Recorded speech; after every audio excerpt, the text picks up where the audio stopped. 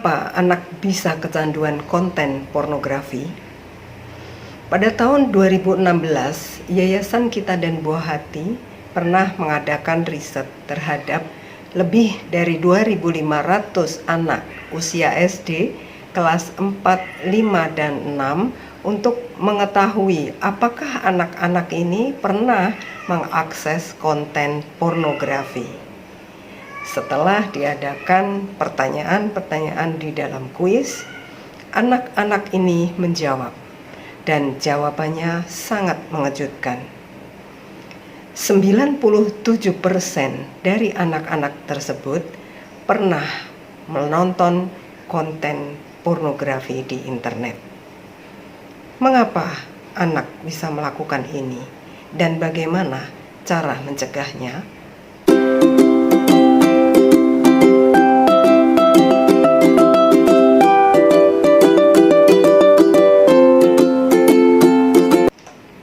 Dari 2.500 anak kelas 4, 5, dan 6 SD tersebut sebelumnya dikumpulkan dan diberikan pemahaman tentang maksud dan tujuan diadakannya pelatihan ini. Pelatihannya adalah bertujuan untuk memberikan anak pemahaman tentang bahaya internet dan manfaatnya, serta bagaimana dia menyikapinya agar tidak kecanduan. Kemudian setelah diberikan beberapa pertanyaan dalam kuesioner, jawaban yang mengejutkan tersebut, 97% pernah menonton konten pornografi di internet. Kemudian selanjutnya diberi pertanyaan, di mana anak-anak menonton internet tersebut? Jawabannya, lebih dari 57% dia menonton di rumah sendiri. Selebihnya, anak-anak menonton di internet, di warnet, di rumah teman, di sekolah, di tetangga, di rumah saudara, dan lain-lain. Nah, anak-anak yang pernah melihat sekelebat walaupun hanya sepintas sebuah tayangan di layarnya, maka otak akan menyabotase. Otak akan terus ingin melihat dan melihat. Anak menjadi penasaran, dan akhirnya yang dia lakukan adalah melihat lagi dan melihat lagi.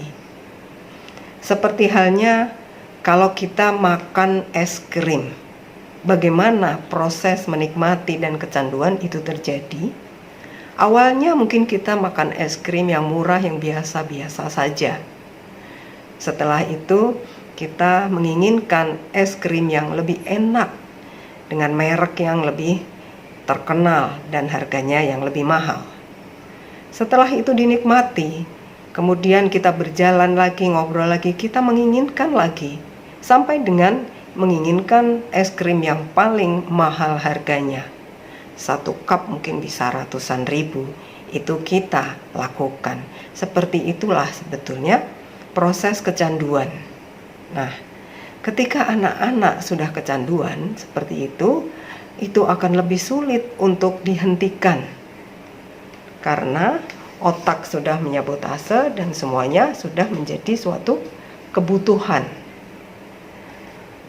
Saya mempunyai satu buku yang berjudul The Drug of the New Millennium, kecanduan di masa-masa di era milenium baru, yang dikarang oleh Mark B. Castleman.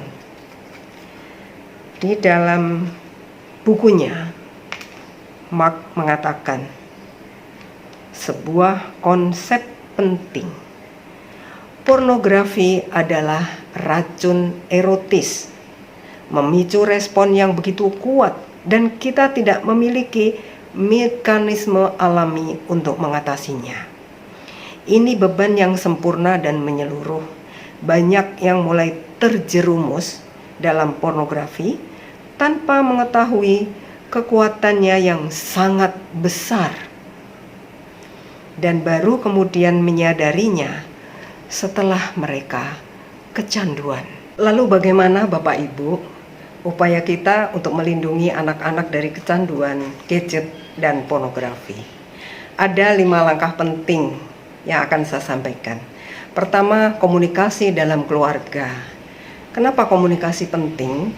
Karena ketika terjadi komunikasi yang baik, intimasi terbangun, kita tahu masalah-masalah yang terjadi di dalam diri anak kita, sehingga kita bisa sharing, bisa menemukan hal-hal yang kira-kira tidak diperbolehkan atau dibolehkan, dan anak akan bisa memutuskan ketika dia boleh dan ketika dia tidak boleh, apa yang harus dia lakukan.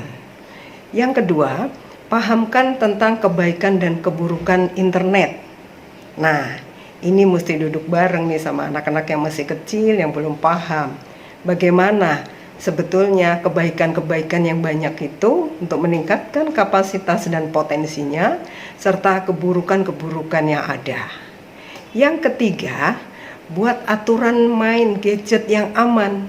Anak pasti juga tidak mungkin tidak bersinggungan dengan gadgetnya. Maka setelah berkomunikasi lancar, anak akan mudah untuk diatur dalam bermain atau menggunakan gadgetnya. Keempat, perbanyak aktivitas fisik anak bersama ayah bundanya tentunya, yang itu membuat anak bisa mengalihkan dari kebiasaan menonton gadget. Kelima, kuatkan dengan dasar agama. Selamat membersamai anak-anak agar tidak kecanduan gadgetnya dan menjadi anak yang tangguh berprestasi. Salam.